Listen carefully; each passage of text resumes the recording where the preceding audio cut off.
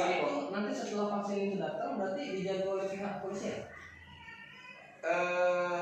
Mungkin tetap nanti protokolnya seperti apa kita tetap minta sama koordinasi dengan kepolisian. Nanti juga dari Telkom juga sudah kita atau juga sudah berkoordinasi dengan kita siap. Atau mungkin nanti waktu kita mengambil vaksinasinya ke provinsi kita harus minta dukungan minta pengamanan polisi. Kemudian juga mungkin waktu pas kita imunisasi ya harus ada pengamanan dari polisi, nanti kita dijaga mungkin situasional. Ini yang nanti kita persiapkan untuk misalnya distribusi atau mengambil vaksinnya. Oke. Untuk vaksin ya. Kabupaten cukup untuk dibatasi.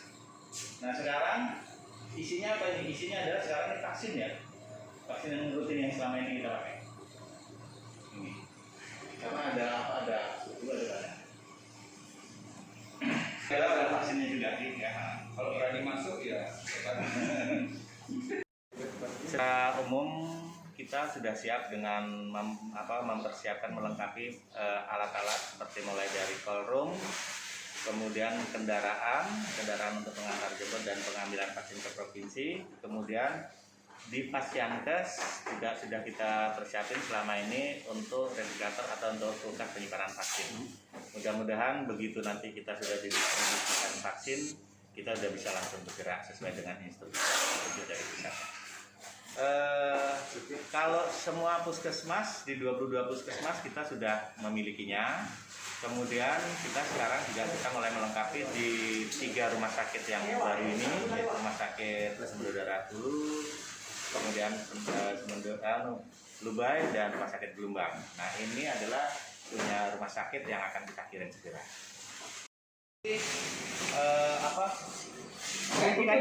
Peruntukannya sama seperti ini. Tipenya beda ya, tipenya beda, tapi peruntukannya sama. Nah. Jadi kapasitasnya berapa, Rep? Kapasitasnya? Bisa sampai 500-an ya? Ya kata kapasitasnya. Ini baru kami kirim. Nah, dikirim mana ini Pak? Ini dikirim ke rumah sakit ya Pak ya? Iya, rumah sakit.